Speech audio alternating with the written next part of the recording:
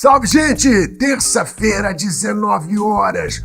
Hora daquele papo gostoso aqui no canal, né? Mas deixa eu te contar. A gente está preparando a próxima temporada com várias novidades. E enquanto isso, eu montei aqui um vídeo, né? Hoje com algumas lembranças que nós editamos com muito carinho para vocês.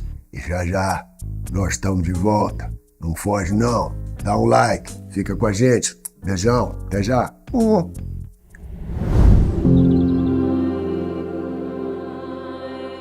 Olha só, quando nós pensamos numa empresa, seus colaboradores, né, nós temos sempre o objetivo de basicamente prosperar, de se desenvolver, de crescer, de melhorar, não é? Mas para isso é preciso ter uma consciência de organismo, onde todos têm suas funções definidas e cada um tenta sempre fazer o seu melhor para que essa organização continue a promover o desenvolvimento, não é? Portanto, desde o presidente da empresa, que traça as diretrizes, até a moça do cafezinho, precisam estar alinhados e vibrando numa mesma frequência. E não existe demonstração melhor de uma estrutura organizacional do que o próprio corpo humano, não é? São trilhões de células que se comunicam e se desenvolvem constante e ordenadamente para contribuir com um bom funcionamento de todo o sistema. E muitas vezes não nos damos conta de como toda essa complexidade, essa atividade, não é? De como ela é extraordinária, maravilhosa. São tantos sistemas interligados de diferentes naturezas, mas que trabalham juntas com um único objetivo, que é nos manter vivos. E esse mistério não é só uma prerrogativa apenas dos seres humanos, mas de todo um complexo que habita o nosso planeta, desde o mais simples micro-organismo até grandes animais, plantas e etc. Isso vai além da nossa compreensão. Porém, dentro dessa organização aqui, no nosso corpo físico, a presidência que decide o que vai ser e como vai ser é o nosso cérebro. Mas não precisa ser um estudioso de medicina ou de psicologia para saber que mente e cérebro, apesar de ser o mesmo departamento, são coisas diferentes.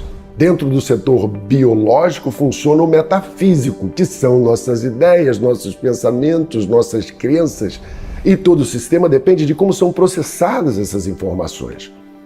O funcionamento é mega complexo, porque também nós temos as informações que vêm de fábrica, que são nossos instintos primários, aqueles que nos acompanham no processo evolutivo. E partindo do princípio que somos seres espirituais vivendo uma experiência física, bioquímica, humana, onde reagimos instintivamente a situações do cotidiano, a raiva, o medo, a insegurança, eu vou para cima ou eu corro, eu deixo o medo me dominar, ou eu saboto o sistema e reverto a situação, criando outra emoção que possa resultar em confiança. Eu deixo a raiva abrir as comportas da insensatez, que acabam nos fazendo mais mal do que o próprio objeto ou circunstância que nos provocou, ou eu encontro uma alternativa em nome do meu próprio bem-estar e da minha segurança. E aí entra aquela célebre frase que a origem é meio controversa, né? Uns dizem que é do Shakespeare, outros dizem que é de Maquiavel, que diz: a raiva é um veneno que nós bebemos esperando que os outros morram.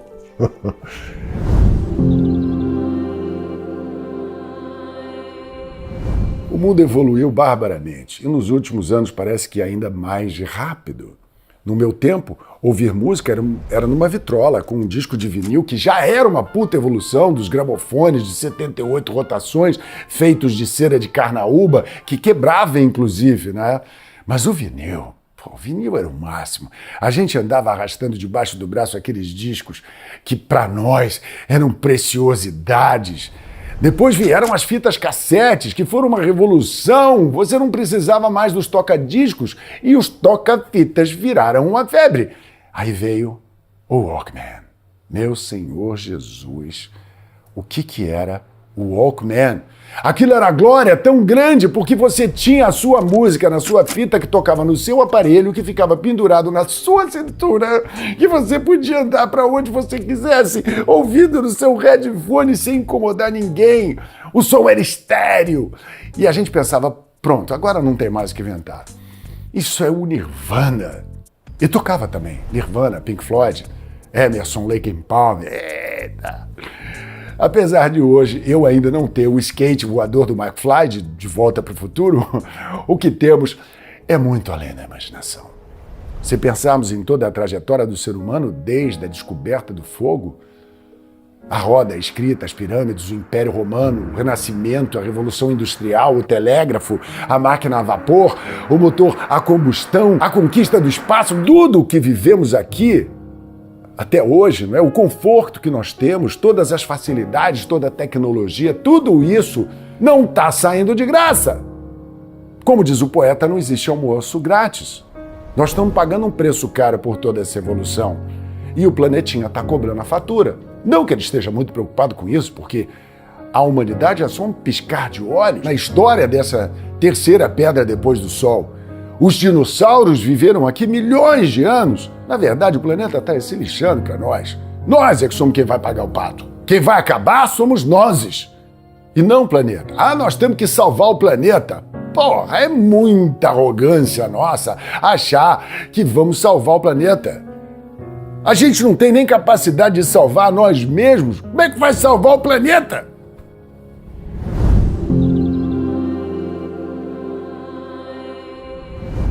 Na busca de significados e respostas ao longo do caminho, pensadores da antiguidade, desde Tales de Mileto, que é considerado o primeiro filósofo da humanidade, até Sócrates, Platão, Aristóteles, Heráclito, uma lista infindável que poderemos ficar dias aqui mencionando, todos buscando um sentido para tudo isso.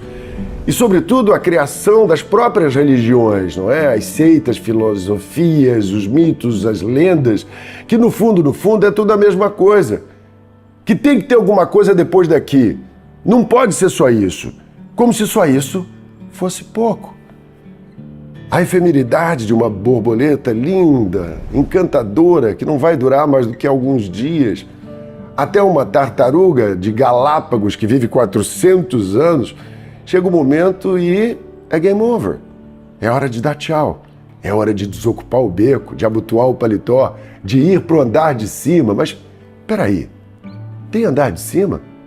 Algumas pessoas confidenciaram ter vivido experiências de quase morte, relatos de uma luz muito forte, de avistamento de pessoas que já se foram, uma sensação de paz e etc.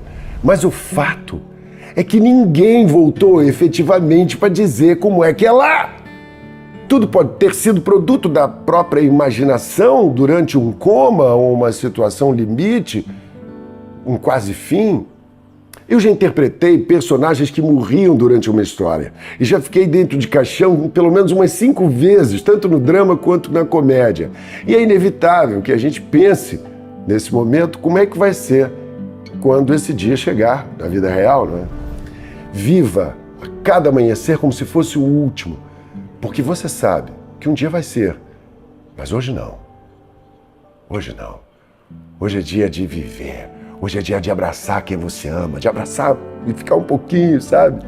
É dia de respirar fundo, de olhar para si mesmo e agradecer por ter chegado até aqui, de ser quem você é, de ter o que você tem e de pensar que com mesmo todas as dificuldades que você já passou, todos os sofrimentos que você já passou ou que esteja passando, é dia de celebrar esse presente que nos foi dado por Deus. E o momento da última chamada para o último voo, quem vai decidir a hora do embarque é Ele.